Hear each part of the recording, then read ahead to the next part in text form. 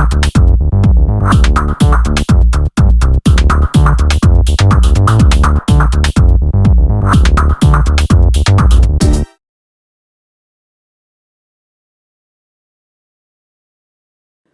thank you for being here.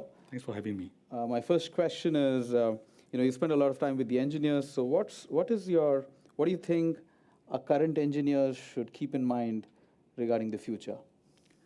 The thing about computer technology is that it keeps getting more and more complex, and it keeps getting more and more abstract, more and more layers of abstraction. And the result of that is that it keeps getting harder and harder for one person to know everything. So the first thing is that awareness. And the consequence of the awareness is that because I can't know everything, I have to work with people. So therefore, there is a shift, I think among engineers, is I should know everything too, I should work with more people. I think that's what engineers should know more in the future. Fantastic, thank you.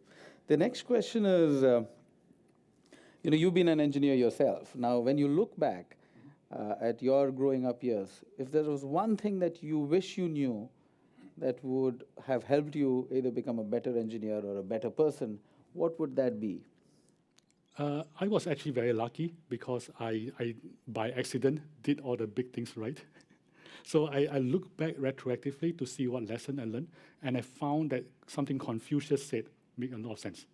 Confucius said when he was 30而立, 40而不惑, at 30, I'm established, at 40, I'm no longer confused. And so the lesson here, and I think I did it right by accident, is that in my 20s, I worked really hard. I see there's no tomorrow. And I established myself. And then, however, I didn't stop there. By 30, I tried to think about what is purpose, meaning for me, what is meaningful work. So that question of doing meaningful work, I don't want to do it too early. Because if I did it in my early 20s, I'm not established. But I also don't want to do it too late. Because if I do it like after 40 or something, I don't have the energy to carry it out. So this is the lesson. Fantastic, brilliant. Last question is, we live in a world of uncertainty, right? So what keeps you excited? Everybody seems to be talking about the bad news, but what keeps you excited and hopeful? Recently, I spent 16 months reading the early Buddhist scripture. It's that much.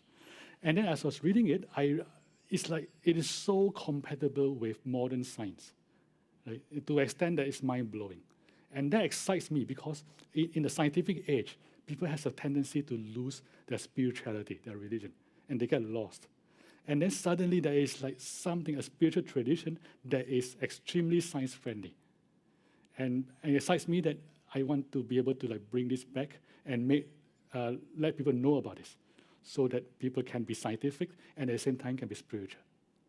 Thank you, Mang. I wish you all the best. Thank you, my friend. Thank you for being here. Thank you for having me. Thank you.